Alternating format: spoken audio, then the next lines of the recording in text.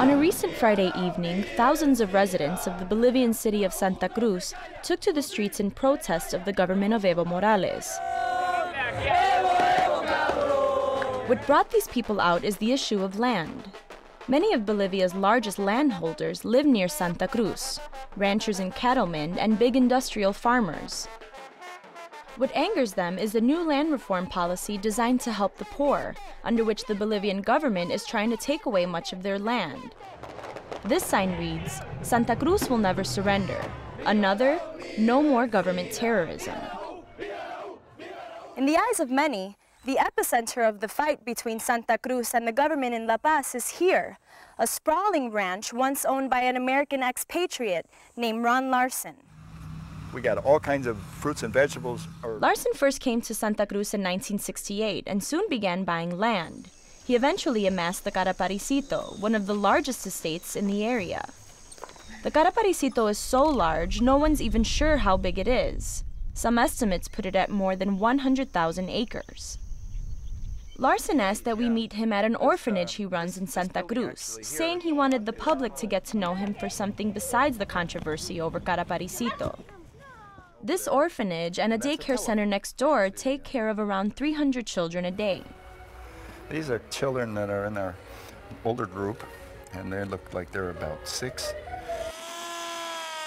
At first, Larson was reluctant to talk about his ranch, but as we made the rounds, he couldn't contain his feelings about the government. The whole thing is, it's all politics, it's anti-American, it's absolutely anti-American, this thing. You feel you've been singled out because you're American? Of course, yeah, no, there's no doubt about that. Why would they be against a productive farm that raises soybeans, largest growers of popcorn in Bolivia? We raise field corn, we raise hogs, we have horses, and we have all these cattle. These are all positive things. But according to the Bolivian government, life for workers at Caraparicito was anything but good. Juan Carlos Rojas is a senior government official in charge of Bolivia's land redistribution program. People were working long days. People were being paid in clothing, food, or medicine, not money. We also found child labor, kids working without any wage, and physical and psychological abuse against workers.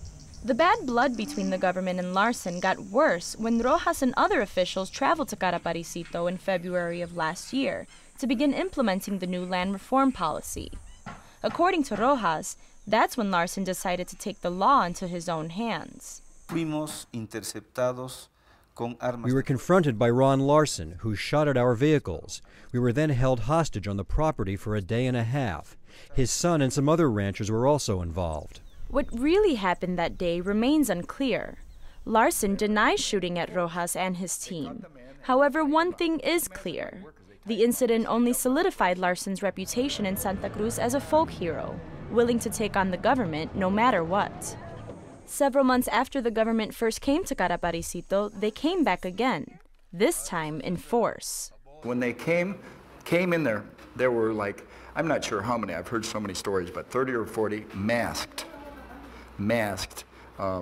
military types with no insignia, with the camouflage gear, with automatic repeating rifles, and they came on and they just scared the people to death.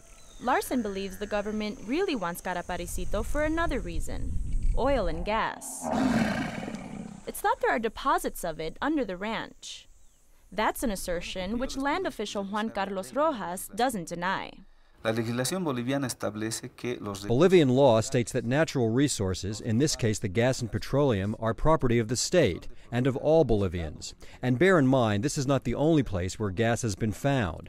There are specific rules about how that wealth should be shared with everyone. The battle over the Larson Ranch has become so heated that just weeks ago, President Evo Morales himself traveled here to hold a press conference at which he denounced the Larsons. Morales called his trip to Caraparicito a historic day, saying the government would keep working until, quote, big landholding was finished. He also gave deeds to 34 poor local families, which he said entitled them to newly seized lands. Bolivia's leftist leader says he's only just beginning the land reform movement. He says he'll take more land from the rich and give them to Bolivia's poor indigenous people. As for Ron Larson, He says he and other wealthy landowners aren't going anywhere. My neighbors, everybody says we're not leaving the land, you know. And about my you? neighbors say, well, and we're not leaving either.